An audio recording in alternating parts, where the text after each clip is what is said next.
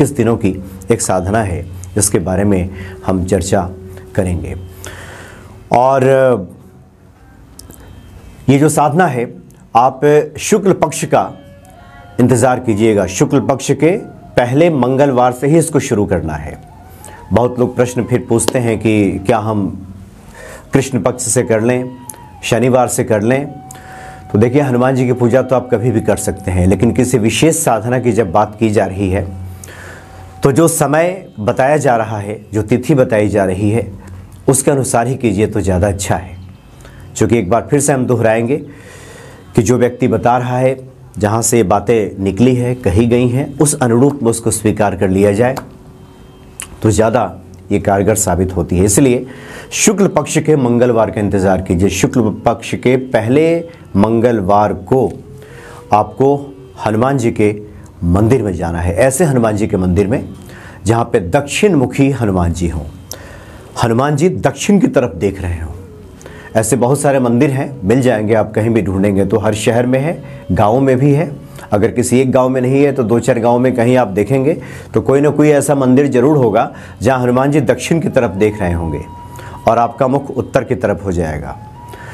तो वहाँ हनुमान जी के सामने आप उपस्थित हो जाएं और जो भी पूजन सामग्री आप ले जाना चाहते हैं ले जाइए। फल मिष्टान वगैरह जो भी आपका सामर्थ्य है वहाँ पे ले जाइए। चोला की सामग्री अगर आप ले जा सकते हो, हनुमान जी का सिंदूर, घी या चमेली का तेल, इस तरह के ले जाइए और पंडित जी को वहाँ दीजिए।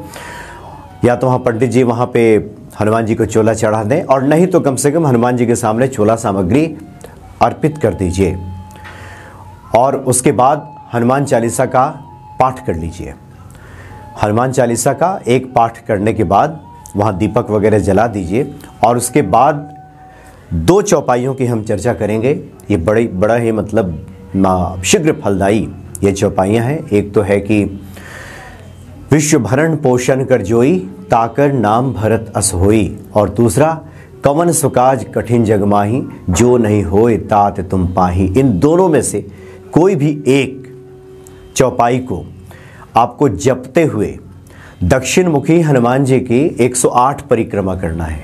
108 बार, यानी क्लॉकवाइज, जिस प्रकार घड़ी की सुई चलती है उसी प्रकार से 108 बार परिक्रमा करनी है। मंदिर की परिक्रमा, यहाँ सिर्फ मंदिर की परिक्रमा करनी है, हनुमान जी की परिक्रमा करनी है जो दक्षिण मुखी हनुमान जी हैं। 108 परिक्रमा, और 108 परिक्रमा गिननी है, परिक्रमा की गिनती करनी है, मंत्र की चौपाई की गिनती नहीं। और 108 परिक्रमा करते हुए इन दोनों में से कोई भी एक चौपाई आपको जप करना है। विश्व भरण पोषण कर जोई, ताकर नाम भरत अस होई, कवन सुकाज कठिन जग माही, जो नहीं होई तात तुम पाही। और इस तरह से आपको उस मंगलवार को, शुक्ल पक्ष के पहले मंगलवार को 108 परिक्रमा हनुमान जी की करनी है। और उसके बाद वहाँ पे हनुमान जी का पूजन करके, उनसे क्षमा प्रार्थना करके, और जो भी मनोकामना है ये उनके सामने कह करके, और फिर आपको घर वापस आ जाना है।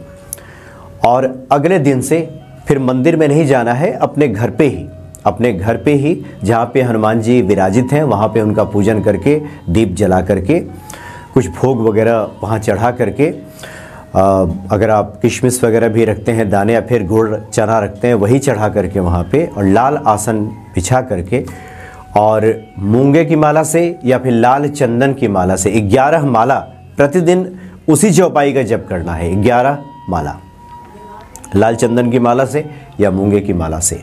लाल चंदन या मूंगे की माला नहीं मिले तो कर माला का इस्तेमाल कीजिए, हाथ से गिनती होनी चाहिए। 11 माला का जप किया जाता है और 21 दिनों तक लगातार ही करना है। मंदिर पहले ही दिन, अगर प्रतिदिन दर्शन करने जाएं तो जाएं, लेकिन हनुमान जी, दक्षिण मुखी हनुमान जी की जो परिक्रमा करनी है वो पहले मंगलवार को कर लें, और बाकी अन्य दिन दर्शन करने आप जाना चाहते हैं तो जा सकते हैं, लेकिन घर पे 11 माला इस मंत्र का जप करना है। और इन 21 दिनों में जितने भी मंगलवार आएंगे उस मंगलवार को आपको मंगलवार का व्रत करना है, और एक ही समय भोजन करना चाहिए, फलाहार करना चाहिए। जिस मंगलवार से आप शुरू करेंगे उस दिन भी आप व्रत में ही रहेंगे, उस दिन भी फलाहार करेंगे, और बाकी बीच में 21 दिनों तक आपको लगातार करना है। मंगलवार से जितने भी मंगल आएंगे बीच में, उस मंगल को आपको व्रत रखना है। और इस तरह से 21 दिनों की साधना पूरी होगी और 21वें दिन फिर आपको हनुमान जी के मंदिर में जाना है, हनुमान जी का विधिवत पूजन करना है और फिर एक बार चोला सामग्री हनुमान जी को भेंट कर दीजिए वहाँ पे। और उसके बाद हनुमान चालीसा का पाठ कीजिए और साथ में एक नारियल, जो पानी वाला नारियल होता है, वो भी साथ में ले जाइए और 7 बार अपने सर के ऊपर से घुमा करके नारियल वहीं पे फोड़ दें। और उसके बाद हनुमान चालीसा का पाठ करके हनुमान जी से प्रार्थना करके मंगल कामना करते हुए जो भी आप चाहते हैं, तो निश्चित तौर पे हनुमान जी उस मनोकामना को पूरी करते हैं।